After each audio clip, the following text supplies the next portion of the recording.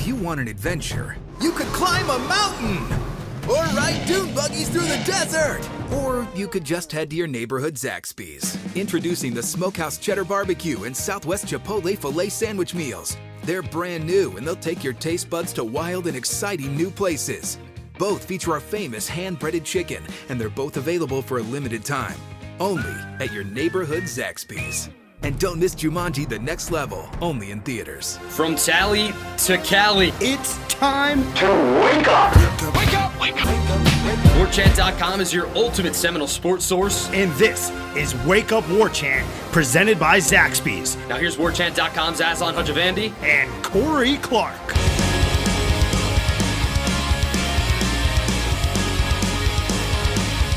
Wake up!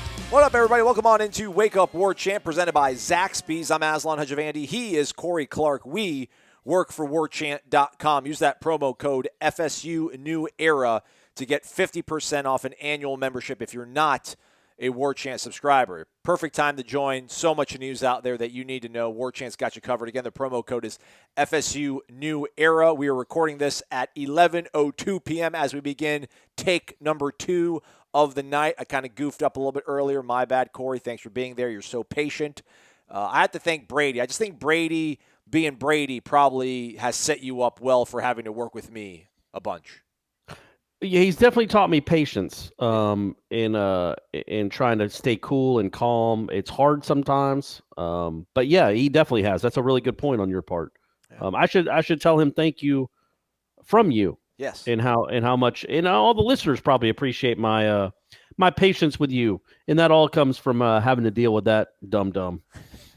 Let's not get too crazy. So I woke up and we had a bunch of nice positive tweets. Like they thought that our Wednesday show was one of the best shows that we did. But then on the Tribal Council, our subscribers, they got mad that we started talking about grammar, that we talk about Zaxby's so much. But then we had a couple people like Bimini Bound, I think, came to our defense. A couple friends of the program, like, guys, like that's part of the show, man. That's what we do. We're not gonna sit here and talk 5 hours a week just about hardcore Florida State stuff. I mean, we would if it was possible, but it's not possible. But there's a coaching. I mean, yeah. Are these people watching the team? Yeah, I don't know. It's crazy, but yeah. You guys talk for 5 hours about this team. Good luck. It ain't easy. Yeah. So, again, we're recording this one later at night. There was a lot of confusion about the Wednesday program because when we recorded quite early in the afternoon. We had a really busy day. You had headlines.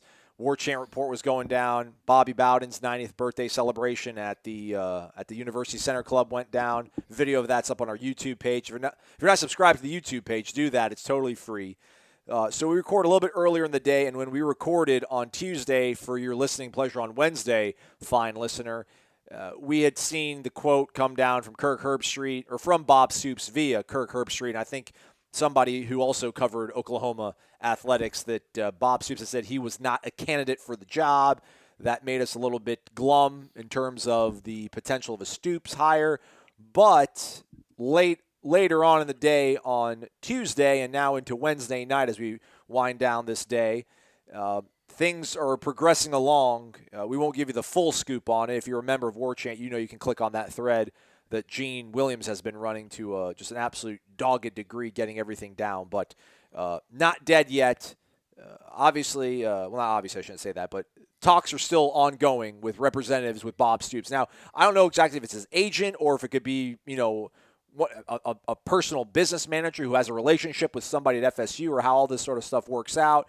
There is so much unknown, but at the end of the day, there's so much to work out when it comes to offering somebody a compensation package, talking about balance of power. There's a lot into offering a guy a head coaching job, especially one who retired abruptly. So this isn't something that's going to happen overnight. David Coburn said as much, so I'm not trying to tell you to hold your horses, but it's a fluid situation.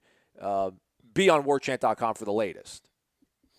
Yeah, and also understand that things do change. Things are fluid. Like I remember when, and I say that, I say what I just said, and then take this for what it's worth. But remember when there was the Miami report that Gruden was going to be the Miami Hurricanes football coach? Vaguely, yeah. it was maybe 5 or 6 years, and I know Tennessee did it with Gruden too, but it was maybe 5 or 6 or 8 years ago. Maybe it was when they hired Golden, and it said barring unforeseen circumstances, John Gruden is going to be the next head coach at Miami, and nobody bought that at all. Like that again, it just didn't make sense. He's never been a college football head coach. He had no really history with the University of Miami or the city of Miami. And it just seemed like that was somebody, a reporter or someone just making something up or talking to one person and hearing, oh, yeah, they're going to make an offer to Gruden, and then running with it and then saying that as fact is like, oh, unless he changes his mind. So I understand why people can be skeptical about these coaching stories, these coaching hire stories, but it's not, you have to trust the reporters that are doing it. And when it comes to Gene and Ira, there really isn't anybody more dialed in than those two guys. They don't throw crap against the wall and then just hope you click on it, because that's not good for business. You keep getting things wrong, that's bad for business. When Gene writes that they're not maybe in negotiations, but that they're talking with Stoops' people, negotiation sounds like the term negotiations makes it sound like he's agreed to it. Now we're just agreeing on a price. I don't necessarily agree with that. Maybe not. That to me, when I hear negotiation, that's what I hear. Yeah. But if Gene Williams reports that they're talking with Stoops' people, then believe it. It's the truth. It's not some pie in the sky, Miami John Gruden, Tennessee John Gruden, Notre Dame Urban Meyer 6 years ago. It's reality. Also, that doesn't mean it's automatic and it's going to happen. People change their minds. People put out feelers all the time. Stoops might be saying, somebody like Stoops, who has more money than he'll ever know what to do with anyway. I mean, what do you do with $6 million a year or $8 million or whatever he's made in Norman, Oklahoma? What do you do? Just buy a bunch of hay? Like, what do you do with money in Norman, Oklahoma? I guess buy oil? Yeah. Or I guess. Yeah, he's probably got a bunch of oil drills and oil derricks. But so he might have his people in negotiation with Florida State saying, okay, if I ever came back to college coaching, this is what I want, this is what I want, this is what I want. See what they'd say to that. They talk, they meet, they go back and forth. They say, okay, his people in Florida State. And then they come back to Bob Stoops and say, okay, this is what they say they would do. They'll meet you at everything you want. And then he still might say, you know what, I don't want to do it. That doesn't mean that, you know what I mean, that it's clickbait, right, or that it's not true at the time. And I do think, I know Florida State's been laughed at by some national media folk that, oh yeah, Bob Stoops, sure. Man, it's not a crazy scenario. This guy obviously still has some coaching in him because he's going to go coach the XFL. So if you're willing to coach the XFL, you certainly are probably not completely immune to coaching the Florida State Seminoles, which is a team that people actually care about. But college football is different than the XFL, obviously. And so anyway, that's a long way of saying that we have no idea how this coaching search will end. None. Zero. But Bob Stoops right now is a candidate, a legitimate candidate. And for all our hopes, let's hope he decides he wants to be, for all of us, let's hope he decides he wants to be a college football coach again, because that would be cool. I think that'd be just a really neat splash hire. But either way, I think they'll, not to degrade the person that was just here, but I think either way, whatever they decide to do, it will most likely be an upgrade on what they just had. Speaking on that, I saw a comment, somebody talking about we need to let it go. Like, he got paid, he's left, we should let it go. Like, so are we not allowed to talk about Willie Taggart anymore? Like, are we being rude if we talk about Willie Taggart? That's a rhetorical question. It's absurd. We've got a whole bunch of questions to get to, over 30. Well, actually 30 on the nose. We're not going to get to all of them. We'll get to as many as we can. So the Renegade Express, it's brought to you by First Commerce Financial. But first, Florida State's men's basketball team did open up the season last night against Pitt on the road. Season opener, ACC opener, they fall 63-61 on the road. They had so many like tight, close, 1-2 possession games, I feel like last season, like single, digit margins that always went in their favor. Tonight, or, last night as you're listening to this, didn't go to their favor. Trent Forrest had a shot, kind of on the elbow, fade away to tie the game up, didn't go down. I don't know what the key they had an opportunity in the second half to kind of put Pitt away, and then had some really bad possessions. There was a double technical, and then MJ Walker also drew a flagrant one on it. and that brought Pitt back, and Pitt made a living at the free throw line. Florida State a little bit sloppy on defense, a little over-aggressive. But and there's a lot of time, obviously, for the season to continue out and let this team grow. But, man, it just sucks to open up against a conference team and lose, especially by one possession. Yeah, and especially to a team that I don't feel is very good and isn't going to be very good. And you hope that doesn't come back to bite you in March if you're trying to get in the tournament. And I think this team is what we thought it was going to be, at least. I mean, I know that's one game, but they're going to be a team that will – I think best case scenario is they're a team that's on the bubble for the NCAA tournament. And you hope you're on the right side of the bubble, and you can't have a lot of losses like losses at Pitt. Those are conference games you need to win.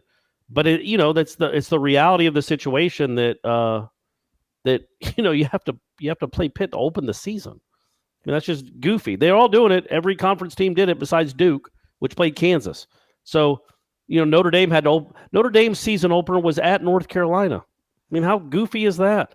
So anyway, Virginia, Syracuse had to open against Virginia. So everybody had it bad. But yeah, that game, it might come back to haunt them. If they can get to about 18, 19, 20 wins, that might be the game. You hope it's not the game that keeps them out if Pitt turns out to be terrible. You know what I mean? Right. Which you just have that awful loss. But yeah, the reason they lost is the free throws, which I'm not. Some of those are fouls, man. A lot of those are fouls. You got to learn to play defense without fouling. Yeah. Some of them, Florida State was fouled a lot, and they probably weren't called. I thought the biggest key to this game. And I'm not trying to kill the kid. I'm really not. Devin Vassell had 7 shots in that game. Man, he was. Anthony Polite had 10. That can't ever happen. Ever. And Vassell picked up 2 quick fouls in the first 2 minutes, I think. I don't even think he took a shot in the first half because he sat for the last 18 minutes. Yep. Leonard Hamilton has always coached by that edict. That if my guy gets 2 fouls in the first half, he's sitting. I'd say 99% of the time. Sometimes he'll bring the guy back in. Well, guess what, man? Vassell ended the game with 2 fouls. So he was not in danger of fouling out. But instead of being tied 25-25 at halftime, if you play your best player in the first half more than 2 minutes, maybe you're up by 8 points at the half. And maybe that 9-point lead in the second half becomes a 17-point lead in the second half, and the game's over.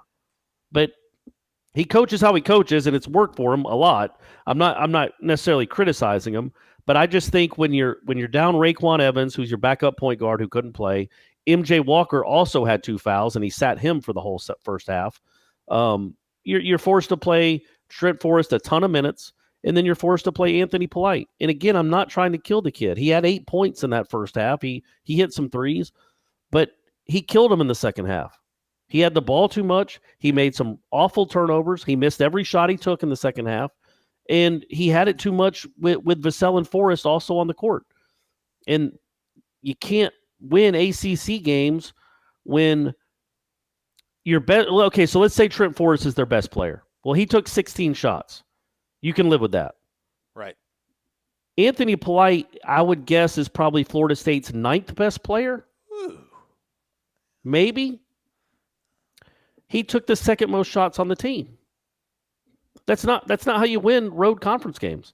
Yeah. So anyway, I think there's, and it's funny that Leonard said on Tuesday when he was asked about this game, he's like, normally you play these, and we'll get to Renegade Express. We won't spend a lot of time on it. It is just one game. It's just that it's the ACC opener that makes it a little more important, but than just a regular season opener. But he says normally when you start off with not great teams, it gives your team. You don't have to work so much in practice about in-game situations. You get to practice in-game situations in the games. And even if the game's going on, you can tell players, if you're up by 20 against Jacksonville, you can say, okay, treat this like you're up by 3. You can actually get your feet wet in those kind of situations. He's like, but with opening up against Pitt in Florida, and we only have like 4 guys that have ever really played in this program, that we have to, like, in practice, have to try to deal with all these in-game scenarios that you just can't really deal with. It's hard to practice for. And he said as much. He's like, look, we just try to we're going to see how it goes. We've been practicing it. We'll see how it goes. And it didn't go great. I don't think they melted down at the end of the game, but they had trouble getting stops. They fouled too much. 90 feet away from the basket. They picked up some fouls. And there's got to be more of a urgency for the players on the team to realize that number 24 is the best scorer on the team and potentially an NBA player and one of the best scorers and players in the conference. I know he's one game into a sophomore year, but that guy is a lot better than you offensively. He's a gifted kid. Get him the ball. He was 6 of 7 in the second half. If you're 6 of 7 in a second half when you're Devin Vassell, you should get 9 more shots in that half. But other guys were shooting and it didn't work out. And they have a trouble rebounding. I think that's going to be an issue all year. But I think didn't you watch that game and you're like, okay, I see why Terrence Mann and Camaghelli, those are big losses. Well, they're out. They don't have the kid from Ole Miss. I think Dominic Olenicek will be a big help. They can run some screen and I think Raekwon Evans will too. Yeah, so I'm not. It's just hard because Florida State fans haven't seen either one of those guys play, so they don't know exactly what they're missing. And neither one of those guys. The Evans kid hadn't practiced in 6 weeks. Who knows when he'll be ready?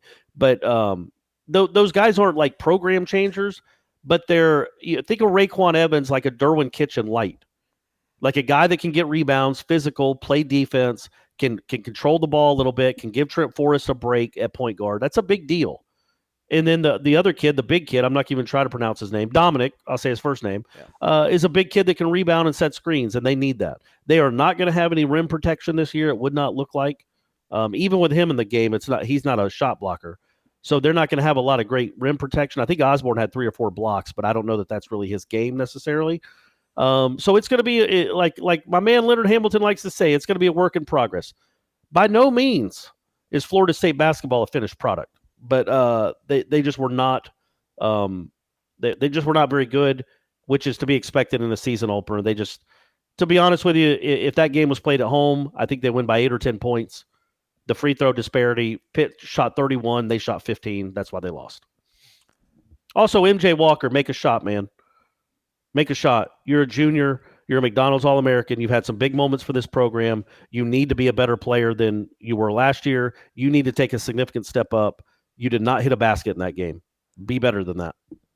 Florida State does not have a football coach. We just spent 8 minutes talking about a basketball game. That's how we do. We were at That's how we do. We were at the 6-minute mark. I mentioned one thing about having a couple bigs come back in, and we went 2 minutes more. So I am not going to challenge Corey on anything. This is the Corey Clark Hour. We're going to try to get through as many questions as we can. That sound you hear are the ponies. It is time for the Renegade Express, brought to you by our friends at First Commerce Financial. With interest rates nearing historic low levels again, now is the perfect time to review your current mortgage. First Commerce Financial will make this easy for you. You can text them a picture of your current statement, and they will help determine if it makes sense to lower your rate, lower your term, or consolidate debt. If you do not need to do anything, they will help you validate that you're in a great spot.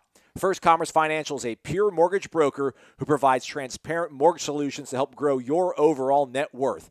No matter what part of Florida you call home, call 248-207-2404, and Kirk and his team will provide a 5-star level service if you are purchasing or refinancing your home. Mention you heard them on Warchant. You can also visit them on the web, firstcommercefinancial.com. First question, let's bounce. We'll come back to you, Bimini Bound. You have a funny question. Let's get to a meat and bones question since we just talked about hoops for God knows how long. Noel Finn Rob, wake up! It has to be Bob Stoops. We need to restart the bowl streak and get to 500. Not sure if it was enough time, but didn't see much of any improvement. These were questions I asked to our subscribers, Corey. Basically, I asked them, what coach are they hoping for? Does getting to a bowl matter? Was 21 games enough? So Noel Finn Rob says he wants Bob Stoops.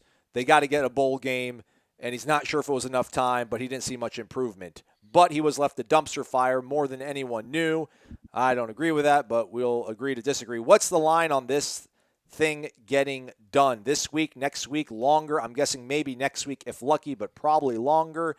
By the way, chicken finger dinner, no slaw, extra fries, and of course I get like 5 to 8 extra Zax sauce.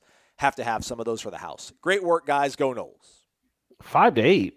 Zaxby's just going to throw you 8 extra Zax sauces in there? They only give me like 1. So you're doing something. I was going to say, right. You just keep them coming? No, 2's not enough. Give me 4 more. Stop. There's going to be a shortage. So what do you think, Was Corey? there a question? Yeah, what's the line on this thing getting done? David Coburn did say at an athletic department meeting or whatever Ira was able to tap into on Wednesday that they hope to have this thing, they hope to have a head coach in place by the end of the month.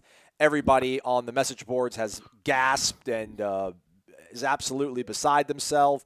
I don't think that means they're going to wait till the last minute. I just think he's giving himself a realistic timeline. If he said they're going to have this thing done by the bye week or by the Florida game and it doesn't get done, then everybody starts panicking. I think David Coburn has learned how to message properly, work in the political realm for so long, and setting expectations up nicely, something that Willie Taggart never really had a good grasp of. So I would say I think they'll get somebody in place. Yeah, like right around the Florida game. So, yeah, kind of towards the end of the month. Yeah, I mean, I think it would be odd you wouldn't spend $100,000 or $200,000 or whatever you're spending on a search firm and then make a hire in 4 days. It doesn't make a lot of sense. You need to let them do their due diligence. You need to have viable, good candidates to choose from, not just one. You can't put all your eggs in one basket, man, especially if that basket is a 59-year-old retired coach who got burnt out at coaching at Oklahoma. You know, he had that thing rolling. He had Baker Mayfield coming back, for crying out loud, not James Blackman, and it still was too much. So, he stepped down then with Baker Mayfield in a team that would go on to play in the Rose Bowl. So if that was too much for him, you just can't assume that, okay, this guy's got the fire back after 2 years. That can't be your only basket that you're putting eggs in. So, yeah, I think that's the perfect time. I mean, I think maybe there's a deal in place before that, but it's not announced until November. And I'm saying that if it's a coach at a current school, a current coach, that maybe there's a deal in place, but it's not announced until after the rivalry games. That, to me, is probably the most likely scenario. But yeah, I mean, him saying it's going to be done by the end of the month doesn't mean it's going to be done November 30th. It might be done November 14th, but it's just not announced until later in the month. Bimini Bound, I did not expect to get an opportunity to ask this question with all that's going on, but I need to know a single word from Corey on how he would otherwise describe something that tastes tangy. So, yeah, that's a good question. I was going to say tart, but that's not right. Yeah, I don't know. There isn't one, is there? I don't think so. Tangy is a pretty encompassing word. That's a pretty specific taste. Tangy. It is. Barbecue-y? I know, understand, folks, I know barbecue-y isn't technically a word, but it's a word for our purposes. Is that the same thing? If I said to you that tastes barbecue-y, would you say, oh, that's tangy? No, because barbecue-y would encompass all of barbecue, which is smoky and savory. I mean, there's bitter barbecue sauce. Yeah, you're right. You're right. No, there's not. I don't know if there's a synonym. You keep talking. I'm going to look up a synonym for tangy. All right. Well, Bimini Bound also asks, in the chance... Don't care about his other question. That was the most important question, was the tangy question. In the chance, whatever size that Bob Stoops ends up here, how do you guys plan to handle him in press conferences? He seems like a lunatic in pressers from a post I saw in the Tribal Council. Or are you just looking forward to the BC presser and nothing else? No, I would have really liked to have been able to talk to coaches and players this week, but we're not going to be able to. As for, am I scared of Bob Stoops? Somebody posted him kind of getting upset with it, a reporter a few years ago, and I think somebody actually replied there, rest in peace, Aslan, as if like Bob Stoops is going to dunk on me. Right. No, I mean, I thought it was – that's the thing, too. I think people at home keep really weird score when it comes to coach-journalist confrontations. First off, they hate us, and they love their coach, especially if it's their coach. They love coaches, and especially if it's their coach, right? Like, they're the sacred golden cow. How dare you make my coach upset? How dare you ask him that question? That's my coach. What are you doing, person paid to ask questions? If those coaches are good at what they do, I don't think – I was thinking about this, like – not that was ever worried about Willie snapping, but if he had snapped at me or snapped, well, let's use Ira. If he had snapped at Ira, let's use me. I'm here. Let's use me.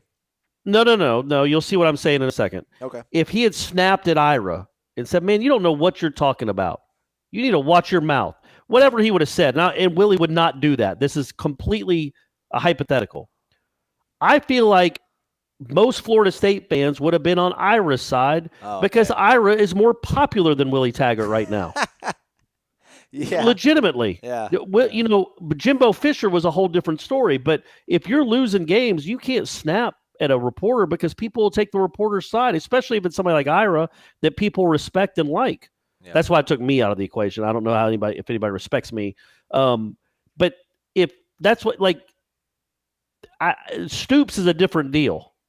Because Stoops is going to have a lot of if he was here, has a pretty nice resume where fans would automatically take his side initially. But I think that just goes with if the coach is good or not. Like I remember, you know, Jimbo didn't really snap at the media much his first 7 or 8 years, but that last year there were a couple just weird press conferences, and people weren't really fired up about it. They weren't like coming at me and Ira like, oh, yeah, how dare you talk to our coach like that or question him? Like, most people were tired of it from hearing about it from Jimbo. Do you know what I mean? Yeah. Like, watching Jimbo challenge reporters seemed to irk a lot of fans. Okay.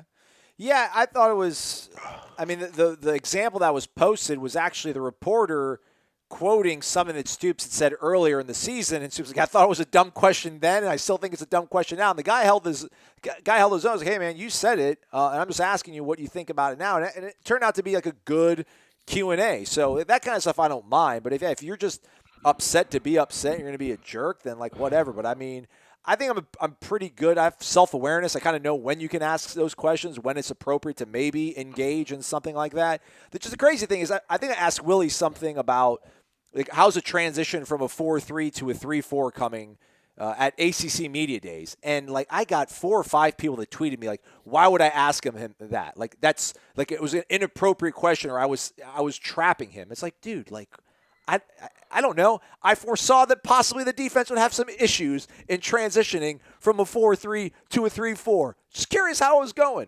But that's how fans are. I get it. I used to be like you folks, but then I got smart. Next question. Well, and also real quick, just on this topic, real quick. You got 30 seconds. I'm not scared of a head coach. None of us will, or I wouldn't think in that room are going to be scared of like, oh gosh, he might be mean to the media, so we don't want him here. Everybody that does what we do, that's associated with what we do, that covers Florida State for a living, or whose business is tied directly to Florida State athletics, man, we just want a head coach in here that wins. Yeah. I know we're supposed to be objective, but trust me on that, folks. We want somebody in here that wins games because that drives interest. Pragmatically, it drives business, and it's just more fun to talk about. It's so much easier. This season sucked. Like, imagine if we still had 3 more weeks, 4 more weeks, 3 more games of having to talk to Willie like we think this is going to get better. You know, like we'd have to – I mean, it'd just be the most ridiculous kabuki theater nonsense. So, thankfully, we were spared that. Whoever the booster is that stepped up, you the MVP. TDT_55, who are the top 2 non-Bob Stoops candidates? And would do or who I can't. Come on, man. Type better, people. And do you think they would keep Browse as OC? So basically, who are our 2 non-Bob Stoops candidates? Do we think they would keep Browse as OC? The writer, TDT_55, his would probably be Venables and Matt Campbell or Rule. Matt Rule from Baylor. Yeah, that'd be pretty cool. I don't think he's showing up. I would say Venables. And who else would I want in the mix if we couldn't get Venables that's out there? I don't really want PJ Fleck, man. I think like Billy Napier almost just going to get crazy then. If we're going to do this, hire somebody really cheap and just hope it's going to be some crazy, unexpectedly, successful smash hire, I guess. I don't know. I can't think of anybody else off the top of my head right now. Would they keep Browse as the OC? I don't even think Bob Stoops would keep Browse as OC. I guess there's some sort of belief that since they both coach in the Big 12, there's some sort of kindred spirits. I think I looked it up earlier. I want to say, between 2010 and 17, I think Oklahoma won 5 out of 7, maybe 4 out of 7 against Baylor. And there was a couple stinkers Baylor had where they only scored 12 points against Oklahoma. So I don't even know how much respect there is from Stoops and and what he faced at Baylor. So I don't think that's a foregone conclusion. And again, man, Kendall Brow's got to do something really good, I think, in the next 3 weeks to satisfy dude, you're getting paid $1 million a year. You got to have a better offense than what you have. And I know the offensive line is not great. They're not good, but they're not the worst thing ever. So don't have an offense that looks that bad. You're two candidates. Yeah, I mean, it all depends on who comes, right? Like, I think Stoops, you would have a better shot of him keeping someone like Riles, someone like Stoops keeping Riles, only because the guy that was his OC he had 2 OCs in the last decade. One he fired, so Heupel's not coming with him. And then the other one is the current head coach at Oklahoma. He's probably not going to come to Florida State to be an OC. So I don't know who he'd have out there in mind that he thinks would be a better fit than Briles, who's been here for a year, who knows the players. You know what I mean? I think that might be kind of an appealing to him to have a guy that he respects. And I do think, I mean, look, man, it's Baylor, Oklahoma. Like, I know you said that Oklahoma beat Baylor more often than not that decade. What did they do the previous 35 years against Baylor? Hammered him into submission. Like, I think he respects what Art Briles did at Baylor on the field. Let me clear that up. Let me clarify. On the field, what Art Briles and his staff did at Baylor, because Baylor became a legitimate top 15 program while they were there. So I think Stoops respects that. I don't know what he thinks of Kendall Briles, but I do think that it wouldn't just be an automatic, okay, I'm not going to have him on staff because I used to hold his offense to 18 points when I was there. Venables to me is the guy I've always said. It'd be the same thing. I said it about Stoops. If Stoops doesn't come to Florida State, it's because he doesn't want to be a college head coach. If Brent Venables doesn't come to Florida State, it's because he doesn't want to be a college head coach. He will not get a better chance, a better starting point than Florida State University as your first head coaching job. You just can't. What does he possibly think is going to happen? Unless he thinks that Dabo is going to go to Alabama in 5 years and he's willing to wait that out. If you want to be a head coach, you get to start at Florida State. So, and if that happened, I would think, honestly, I know Dabo would be very much against it, but I think, honestly, he would try to get one of those 2 offensive coordinators to come with him. Yeah, that would awesome. be my thought. Yeah, that'd be great. I wouldn't go with Napier. I think the Rule guy is intriguing because he's won at 2 places. Didn't he come from Temple? Correct. Yeah. Mm-hmm. And he won there to the extent you can win at Temple, and then he won it. I think he beat Notre Dame one year. I mean, he had some nice seasons, and then Baylor. Not only does he have them winning, but they actually play defense.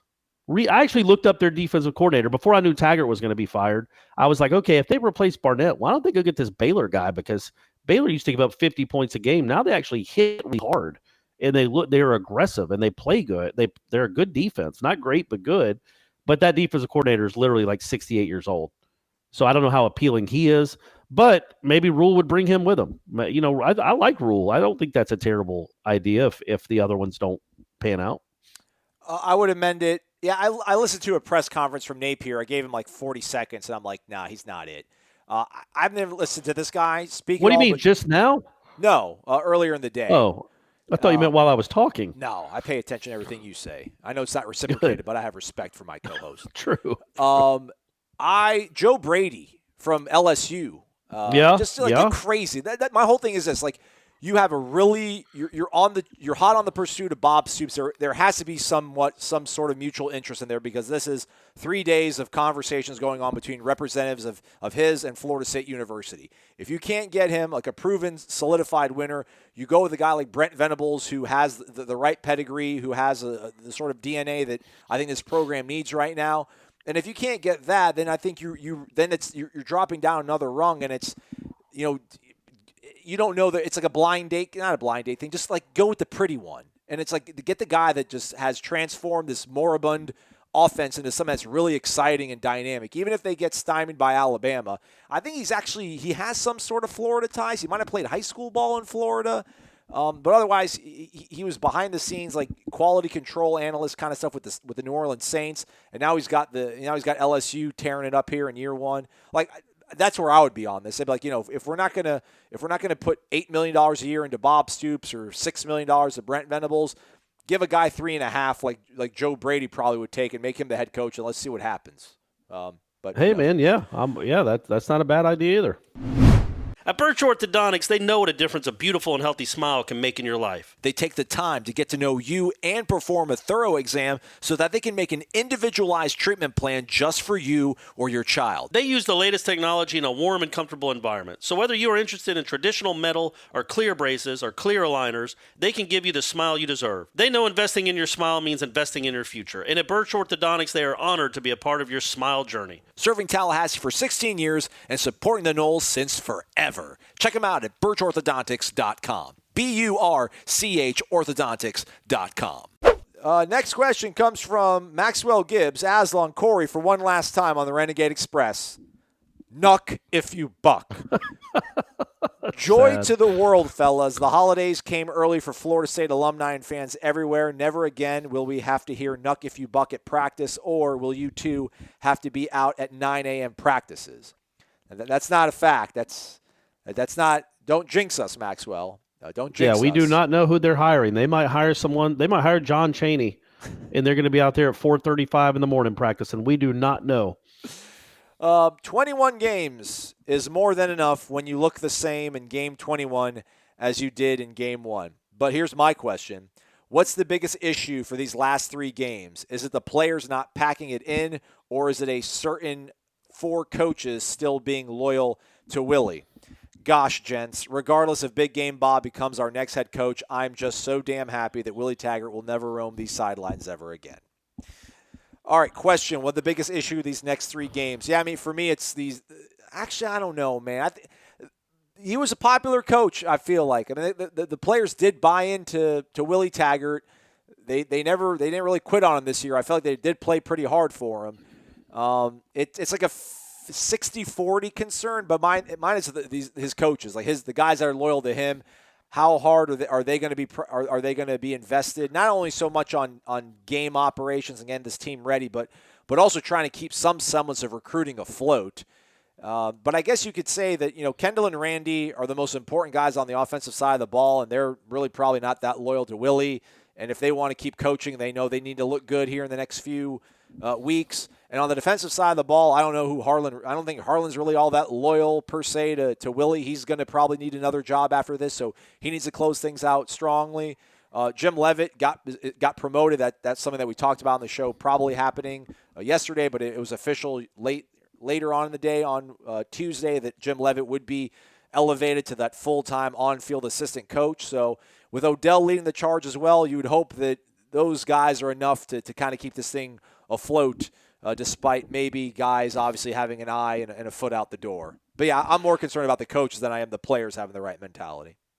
Yeah, because honestly, what does it matter? I mean, I know you think it's important if they get to a bowl. I'm not on that train as much as you are. You're like right in the not in the caboose. You're in the what do you call that? Like what's the front of the train? The cabin? No, they're all cabins. I don't know, the locomotive. What do you call the front of the train? I don't know, man. The engine. Look it up. I'm gonna look it up. You look it up, Aslan. What's the name of the front? What's the opposite of a caboose? But yeah, I'm more of in the caboose on that train than you are. You're up front with the engineer wearing that cool little hat. But I don't think it's really that important for the players' perspective because it just isn't. I mean, it's all going to be shaped by the next coaching staff. What you said about the coaches is true, though. But I also think, again, I think you just punt on this recruiting class. I know you don't want to do that, but you're going to lose a lot of these guys because absolutely none of the assistant coaches on this current staff, the ones that were hired by Willie, that have been with Willie at multiple places, what would they even be telling recruits? Like, what could they possibly tell them? Right. Like, they're not going to be there. They know they're not going to be there. And they're probably really upset at the university for firing the head coach after 21 games. So what could they possibly be saying to the recruits? So that's the next 3 weeks when it comes to recruiting is just done. There's not going to be much other than Odell and maybe Dugans. Yeah. Like you said, Barnett probably knows he's not going to be around either. Now, they're going to be pros. They're not going to be I would certainly hope that they're not calling kids and saying, don't come to Florida State. I would take their phones away. I would turn their phones off just in case. That's just. I know you would. And hey, man, I'm not telling you that's not a bad idea. I'm not even telling those are Florida State issued phones. We're gonna need those back.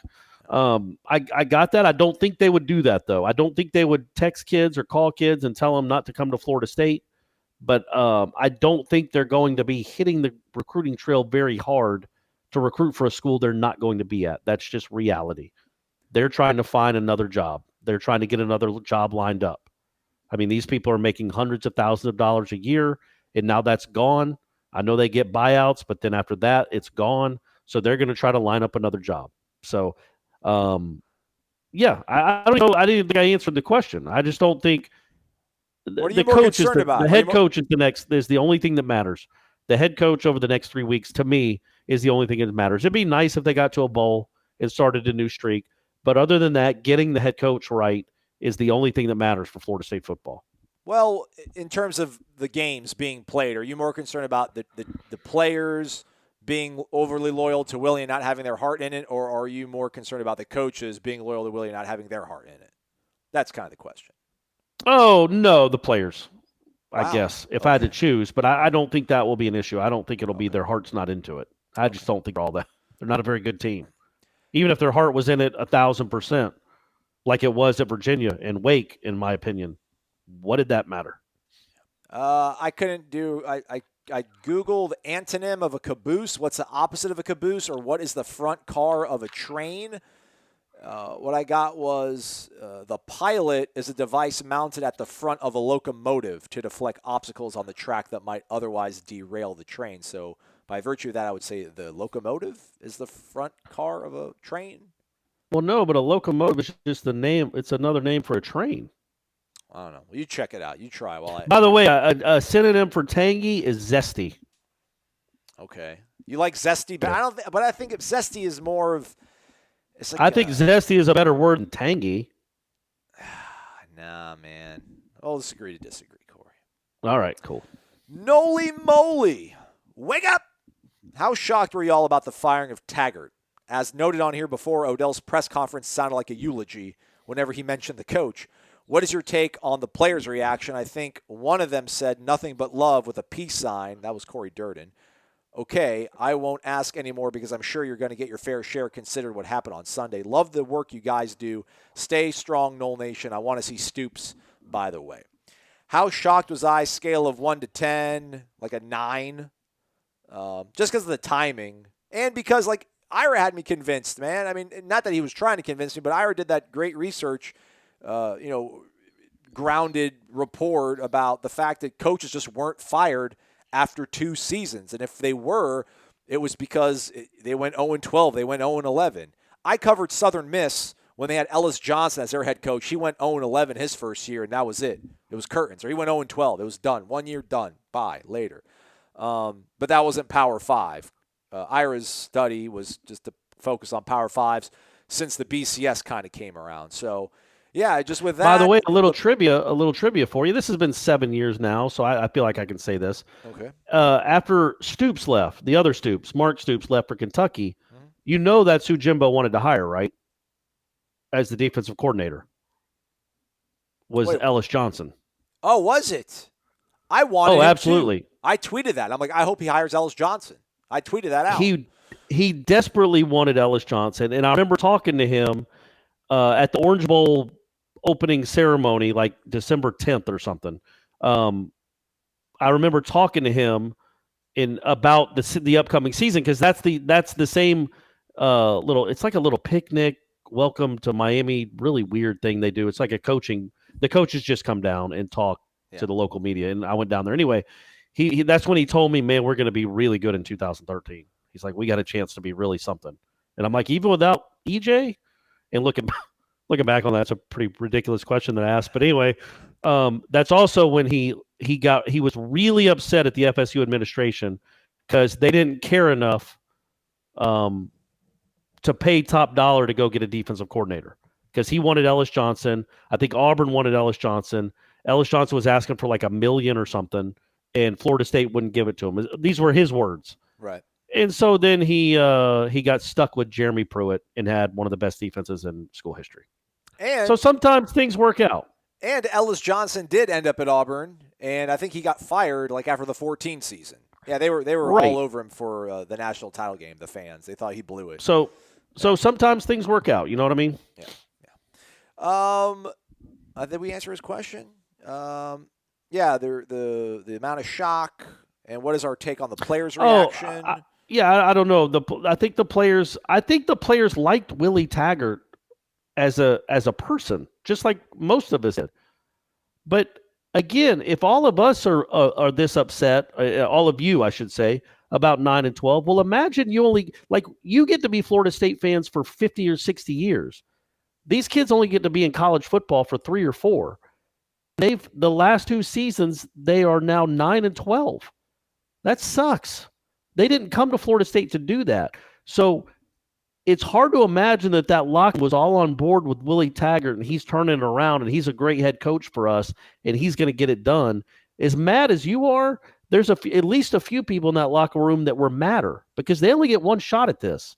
And they might feel like their college careers were lampooned or harpooned, torpedoed by Jimbo leaving and then Willie Taggart coming in and not doing a good job. So they might like the guy. I'm sure they like the guy. But they also were at these games too. And you have to know, a lot of people listening to this have been on teams. We've all been on teams that were coached not well. And we would talk amongst ourselves like, man, what is he doing? Why do we? So all that stuff was happening, I can promise you.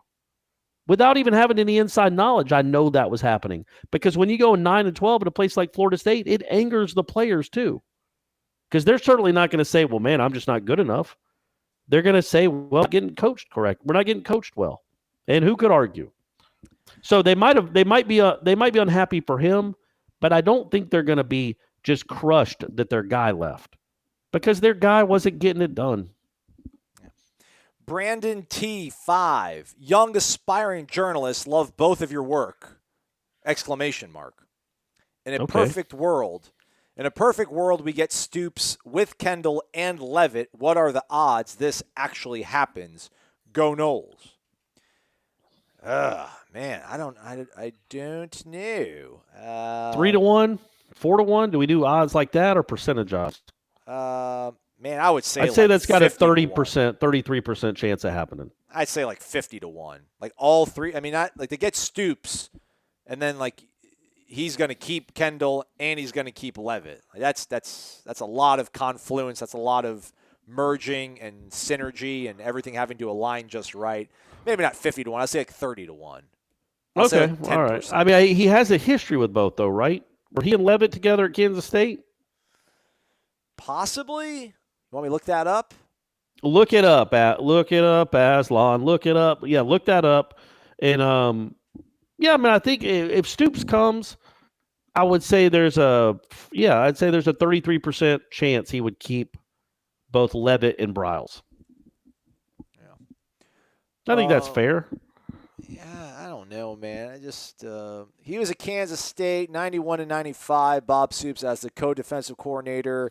And from 1990 to 1995 was when Jim Levitt was there. He was co-coordinator with him and the linebackers coach. So, yeah, maybe. Well, there you go. Getting the band back together. One last ride. Oh, man. Listen, I think I'm Why not hire Bill Snyder? Is he still alive? Yes, he is. He is, Corey. Okay. All right, I'll take that down to 15-1. All right, there you go, Brandon. There you go. Enol_2000. Good morning, guys. I wanted to get both of your thoughts on a particular issue that bugged me week in and week out. Willie was absolutely determined to get the guys disciplined in the classroom, for which he should be commended. But what never added up for me was that the same level of discipline never translated when it came to actions on the football field. I never understood why it was okay to allow these guys week after week to showboat, wave the incomplete signal when they had nothing to do with an incompletion, obnoxiously celebrate for things they had no business celebrating. If punishment, and he put quotes around punishment, if punishment had been implemented, it obviously wasn't severe enough since it kept on happening. Based on your observations and what you may have heard, was this something that Willie didn't feel needed to be addressed? Or was there such disrespect from the players that they didn't even care if they were reprimanded for their actions? One more thing, I've said on headlines, but it needs to be spread throughout Nole Nation. Hashtag extra syrup for those pancakes. Those in the know what I mean. Yeah, yep, they do. And if you don't, sorry, you got to keep up. We don't have time to explain it now. Okay. What was the first part? So he disciplined these guys to go to the classroom, yeah. but then on the field, what Yeah, was I the think, disconnect? but if you look around football, not even just college football, but just football, you see it everywhere.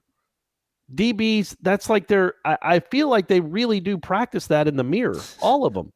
Like, I got to get my incomplete signal right. Like, I got to squat down, get my butt near the ground, and really extend my arms, like, to let them know that this was an incomplete pass. And I just think that in the NFL, literally every time an NFL player sacks a quarterback or has a tackle for a loss, he runs a few yards down the field and does some sort of pose. Every time, literally every time. Go watch an NFL game from 25 years ago. It doesn't happen at all, except like Mark Gastineau, who nobody listening to this show even remembers. People would just sack the quarterback typically and just go back to the line of scrimmage, or they'd celebrate with their teammates. But that doesn't really happen anymore. I don't think that's a Florida State-centric problem, as much, if it's a problem at all, if you consider it a problem, as much as it is just a football-centric issue. The problem is that when you're not any good and you've given up 3 touchdowns already, and you're already losing, and you've lost 12 games and 20, that you feel the need after a kid has a ball go through his hands to wave the incomplete sign like did something. I get why that would frustrate fans, because it's like, you just want to say, fool, get back to the huddle. You didn't do anything there. Please cover someone better, and quit making a fool out of yourself by waving incomplete when you're down by 2 touchdowns, or talking trash after you give up a 35-yard play. Sometimes I think when you watch college football, right? Florida State's not the only team that does this. No, but they're 3 and 4, or whatever they are. 3 yeah, and 5. Absolutely. 4 and 5. Yeah, no, that's the issue, right? Knock it off.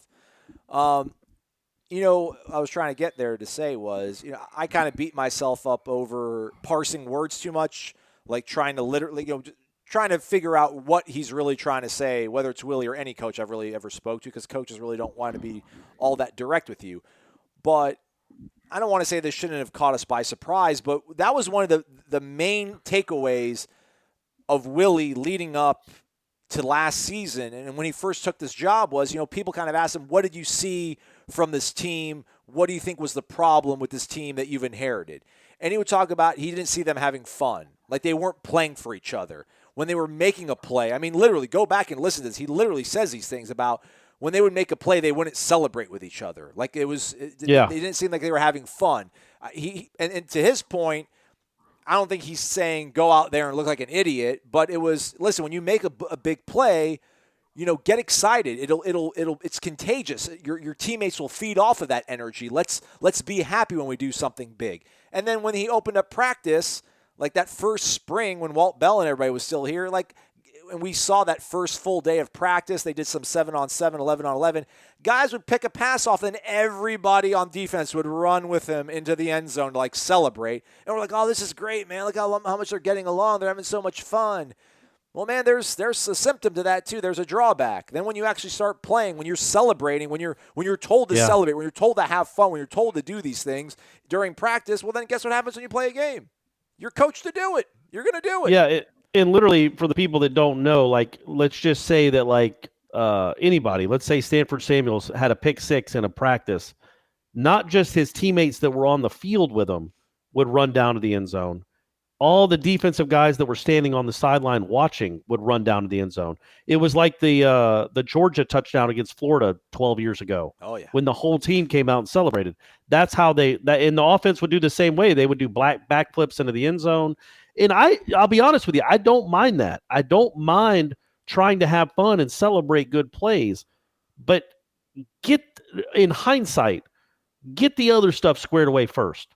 Make sure they are coached well enough to actually intercept passes and are coached well enough to score touchdowns, and then work on the celebrations or make that an emphasis, because it was way too much of the latter, not enough of the former when it came to these last 2 years. They were good at celebrating, they weren't good at doing making good football plays. More to Pride Nole 850. Yo, Aslan, Corey, what up? Stopped by the event last week to grab a shirt, but didn't have time to stick around and meet y'all. Maybe next time. I can't believe you really just showed me you got the shirt and you left. That ain't cool. Well, weren't you giving away the shirts? Yeah. Sometime. Well, I mean, I got there a little bit. I got there like at 6:30. I think the meet and greet started at 6. Oh, okay. Well, that's a bummer. I wish you'd have come over and at least said, "Hey, I was there." With an actual coaching search going on, let me revise my list from last week since I can't sell y'all on Hugh Freeze. I'm sure we do have room in the Moore Center for his hospital bed. Who would you like to see on my list of 5 at head coach and why? And his list is Stoops, Bob, Brent Venables, PJ Fleck, Mark Stoops, Mike Norville. Either give me Bob or Brent. I don't want anybody else on that list. Yeah, those are my top 2 easily. The other 3 are all that's like settling, in my opinion. Oh, and I should say this. I want to say this real quick. Brad Stevens, nobody was beating down the door of Brad Stevens to be the head coach anywhere when he took the Butler job. Or Jimbo Fisher at Florida State, for that matter. Other than who? UAB? Like, that's the only place that had offered him a job officially was UAB. You don't know who these coaches are. And Mike Norvell might be the next Nick Saban. Is that his name, Mike? Yes. Okay. He might be the next Nick Saban. We don't know. And they might end up hiring him or somebody like him or one of the Clemson OCs. And they might be incredible. But just for the splash aspect of it, it's not going to, those names aren't going to be something that's going to sell season tickets in the short term at all. And that is a concern, but it can't be the overlying concern. The biggest concern is winning football games. And those guys might be incredible coaches. And they say they get hired at Florida State. They might do a great job. But I would also understand the skepticism of hiring someone from Minnesota, who again is 8-0, but hasn't played anyone. We'll see how this goes this weekend, the next 4 weeks, really. But he's a good coach. Nobody argues that PJ Fleck is a very good coach. But, that doesn't mean just because he's from Minnesota that he won't be the next great college football coach, or a guy from Memphis won't be the next great college football coach. You just don't know. Nick Saban was at where before Michigan State? I mean, I really don't even remember. Do you, Kent? Kent State, maybe, his alma mater? Yeah, maybe. I don't even remember where he was from. But just because Taggart was from I know he's at Oregon for a year. We're going to count Western Kentucky and South Florida where he made his bones in college coaching. Just because he failed here doesn't mean that somebody from a similar situation wouldn't succeed wildly. But I understand the skepticism. Nicholas Saban was defensive coordinator for the Browns, and before he went to Michigan State. Before that, he was I think it looks like he was head coach at Toledo, actually, for 1 year. There you go. I knew he was a head coach somewhere else. Yeah, there you go. Man, went 9-2. The Rockets. Yeah, 9-2. Good for him. Yeah, let me ask you that real quick, Corey. You're talking about the guy from Memphis or a guy from Minnesota can't be the next great coach, but I've seen this a couple times. No, I didn't say that. I said they might be the next great head coach, but I understand the skepticism. Well, let me talk about it more in terms of like a tribal regional thing. How important is it to have, quote, Southern roots or, Southern connections? Because I've seen that talked about as a negative for a guy like PJ Fleck, like and Matt Campbell at Iowa State. He's a guy that has Midwestern roots. And I think that's vastly, vastly overrated. I do too. And you just mentioned someone, Nick Saban. Where'd he grow up? West Virginia? Yeah. And where was his first job? Toledo? And what were his Southern roots at all before he got to LSU? Right. None. Man, if you're a really good coach and you're an awesome recruiter, that plays in any region of the country. Now, what you do want somebody in your staff that has not just a feel of the state or the area that you're in. I don't know that you just want to come in completely blind. You have to get some guys on your staff that are familiar with the terrain and the landscape of Southern football in all the high schools that you need to know, the coaches and the guys that run these 7-on-7 teams now, the relationships you need to make.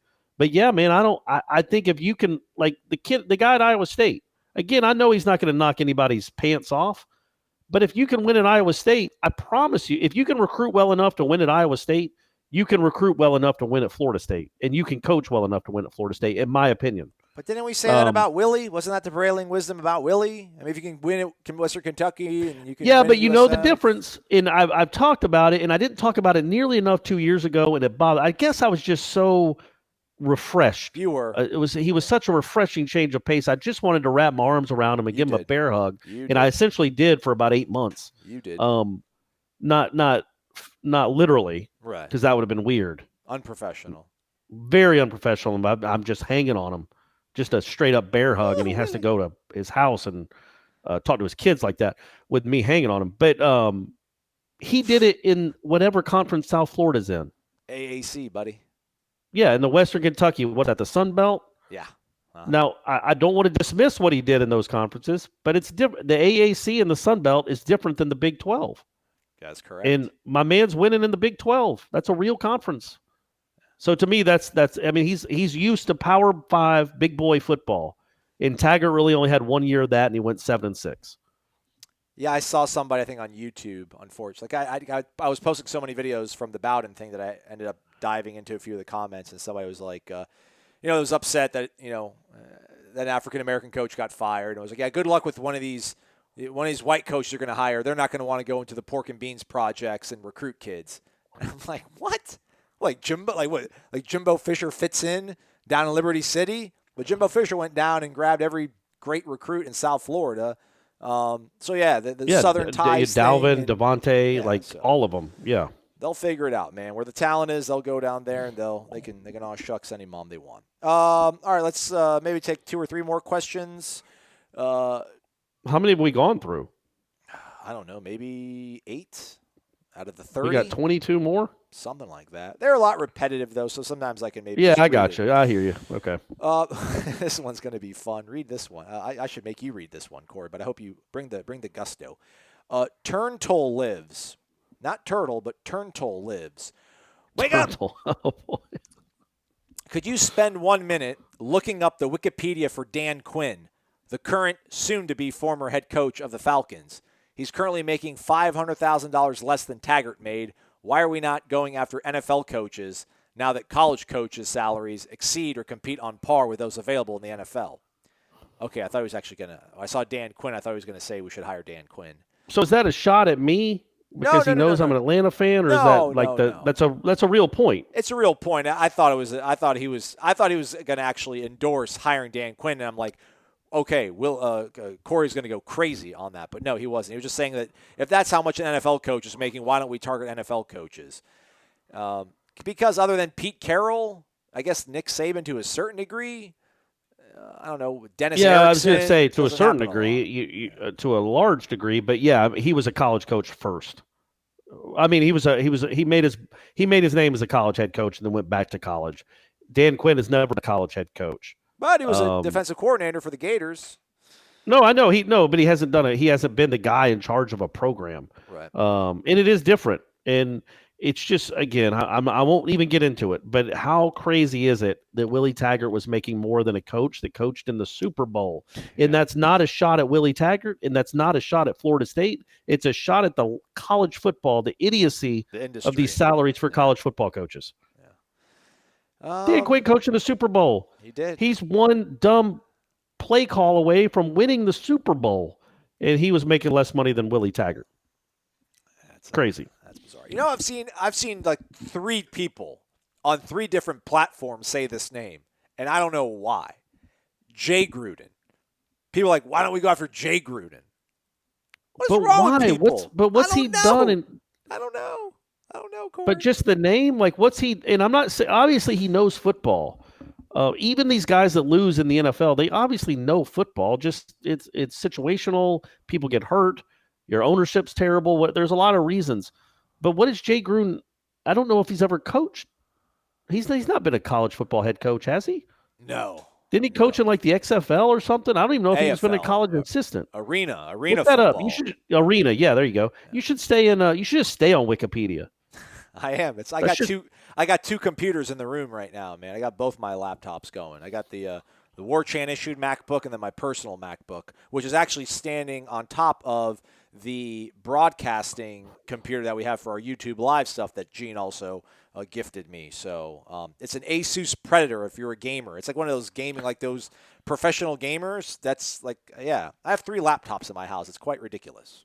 Nice, man. Nice. I wonder, though, like, Herm Edwards is obviously, he's sort of I know he coached. He was an NFL head coach, but it was a decade or so ago. And he's doing okay at Arizona State. Not great, but okay. And then Lovie Smith is doing, I guess, okay now at Illinois. Yeah. But other than that, you're not going to get like Mike Tomlin or the other Harbaugh or Belichick or Sean Payton. You're not going to get you can get like an Adam Gase. Ugh. But yuck. Ugh. You don't want that. You don't want that. I just think it's much easier, and it's not easy going the other way either.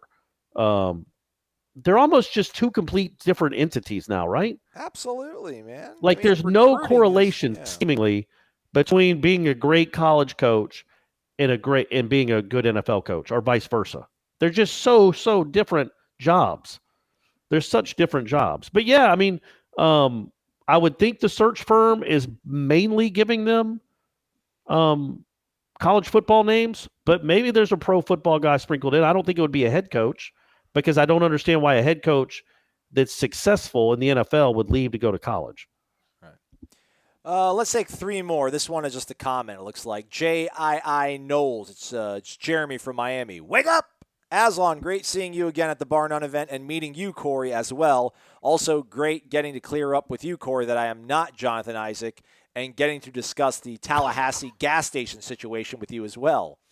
Seriously, right. Warchant. Don't even get me started, gang. Seriously, though, Warchant makes its members feel like family and proud to be a member of it. Jeremy's been a member since April 9th, 2002. There you go, Jeremy. Remember, job, everyone. That was good. You don't have to read anything else. That's already been a great post. Yeah. Remember, everyone, don't forget to rate and review Wake Up Warchant with a 5-star rating and support your local Zaxby's. I myself stopped at the one on Tennessee Street before the game this past Saturday. Let's go, Odell, and the Nuggets on the Tribal Council should be renamed the Zaxby's. That's possible. Sure. That's fine. We can see. We can check that out. Let's go to Marnol 55. Wake up! Okay, guys, I've got the DeLorean. We're about to hit 88 miles an hour. We're headed back to one of Willie's 21-game post-game press conferences. Your choice. Which game? You already know he's getting fired. You don't have to be nice. What is the one question you wanted to ask but did not or could not? Oh, wow. That's a good question. Oh, man, any of the games we could go back and ask him a question. Could not, and we know he's getting fired. So, like, are we harbingers of bad news? Like, hey, Willie, we're from the future. You're not going to make it through year 2. I don't know. Yeah, like, Willie, what if I told you that you're going to be out in game 21? How would you feel about that? No, I think he's saying, like, if you're not worried about the repercussions of really angering him and worrying about your relationship with him, and you have the freedom to ask whatever because he's going to be gone soon enough anyway. I don't really remember a question I wanted to ask and didn't, or like shied away from. The only problems I had, the only questions I wish I'd asked, but it never really mattered, was just the nonsense with the timeouts at the end of first halves. Just how ridiculous they were, but they wound up to not matter as much, especially because the team didn't go down and score. Like Wake Forest didn't go down and score at the end of that game. Neither did Virginia at the end of that half. Yeah. But those were the ones that I would have liked to have been like, man, why did you do that? Take me to your thinking, because I did ask him the Louisiana Monroe game when he called the timeout to punt. Right. I did ask him, like, was there an injury? Because I was like, I can't believe he just called a timeout. But then the people on TV said, oh, it was an injury timeout.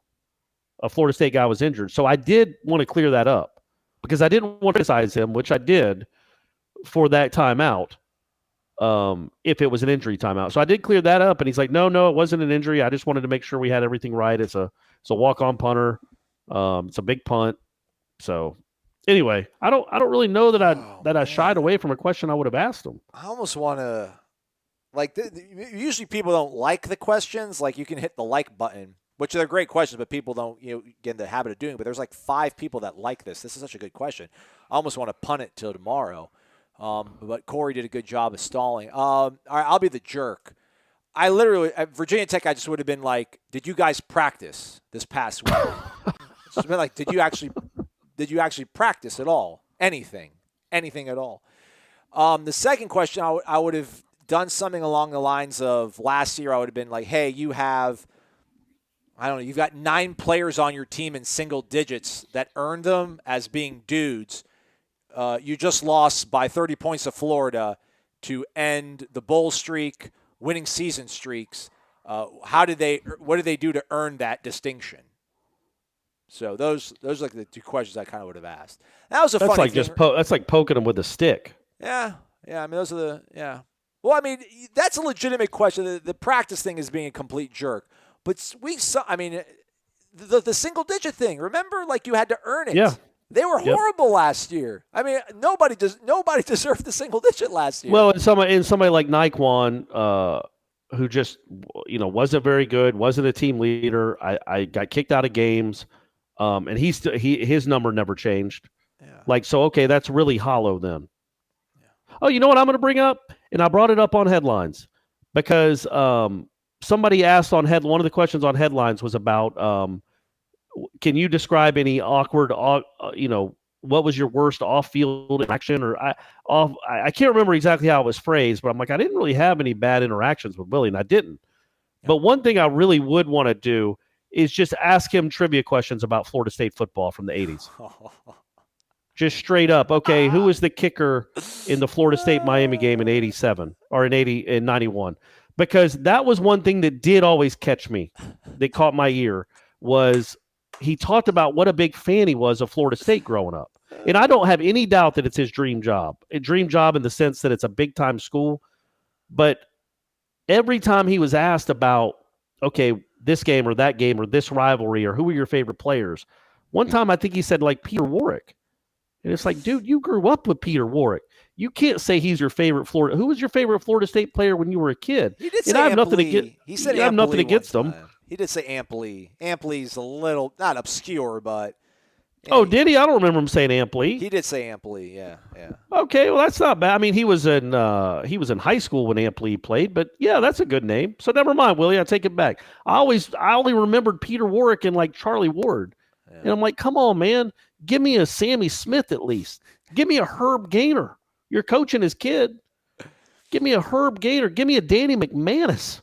Like, I just wanted him one time to be like, yeah, I remember watching the 87 Fiesta Bowl when they were playing Nebraska, and I was like, man, Nebraska's about to put this game away. And then I saw Dion jump in that pile right by the goal line. I'm like, oh, they fumbled, ball. And then McManus leads them 97 yards down the field and hits Ronald Lewis on 4th and 15 to win the game. And I just sprinted around my living room.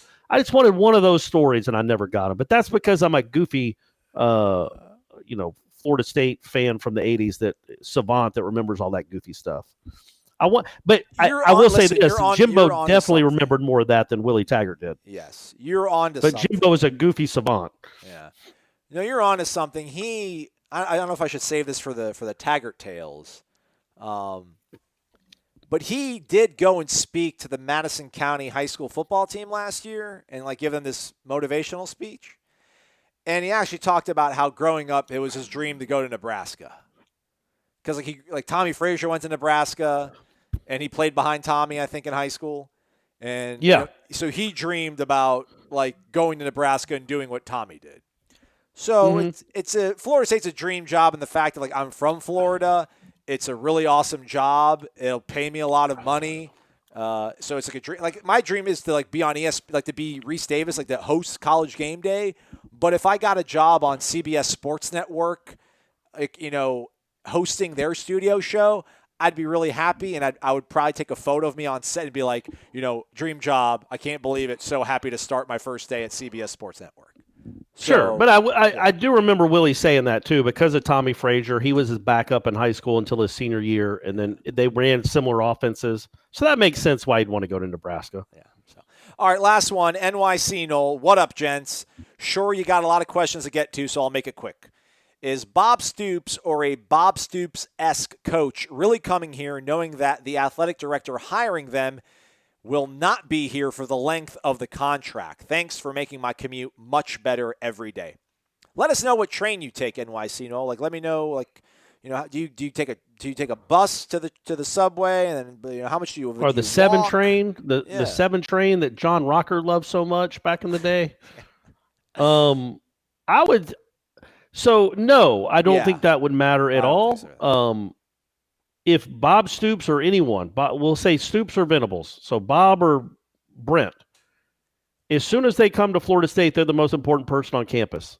And it does matter who the president is, but by and large, the football coach is going to get their way. The football coach is more important than the AD. I know the AD is technically his boss, but it all comes down to money, man. Like, if Jimbo Fisher and Stan Wilcox would have butted heads and it would have become a me or him situation, who do you think wins that? I'm asking you, Aslan. I don't know. Jimbo left. So it's not a good example. But I know what you're trying to say. Yeah, Jimbo would win. That wasn't Jimbo in the AD. Right. That was Jimbo in the way. Well, that was Jimbo. That was Jimbo. It was time for Jimbo to leave. But that was Jimbo versus boosters. Essentially, is what that was. That wasn't the AD. Yeah. I don't think that's going to matter. I think Bob Stoops has probably had a few ADs in his life. The football coach, especially Bob Stoops, I think it would be more applicable to like a Brent Venables. Like, okay, who's going to be my boss? Because I've never done this before. I think Bob Stoops is secure enough in his skin to know that, number one, he's going to get most everything he wants, and he knows how to run a successful program. The president and the AD, for the most part, will and should stay out of the way. And at a place like Florida, especially these two guys in particular, John Thrasher and David Coburn, they just proved how important Florida State, how important football is to this university, because they just spent $18 million to get rid of a guy. Yeah. So their cards are on the table.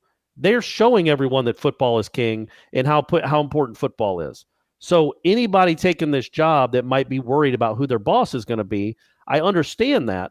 But Florida State, it's a football school, and it's a football school. And I just wouldn't think somebody like Bob Stoops and the stature he would have would be worried about an AD coming in and undercutting him, because John Thrasher would not hire an AD that was not at least quite understanding of the role football plays at Florida State. Yeah, man, football drives everything. It drives enrollment. It drives athletic dollars. So, yeah, no AD's going to come in here and try to. I think the president, right? Don't you think the president might be more of a concern, if there is a concern at all? Because the president might be, wait, we're giving how much money to football?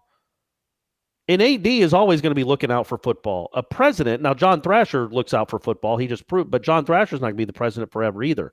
I think that would be a bigger concern. I was going to say somebody like Sandy Dellenbear, but I mean they had a great football program under him. And Eric Barron wasn't a football guy. He wasn't an athletics guy, and they won a national championship under him. So I don't think it's that big of a concern for a candidate.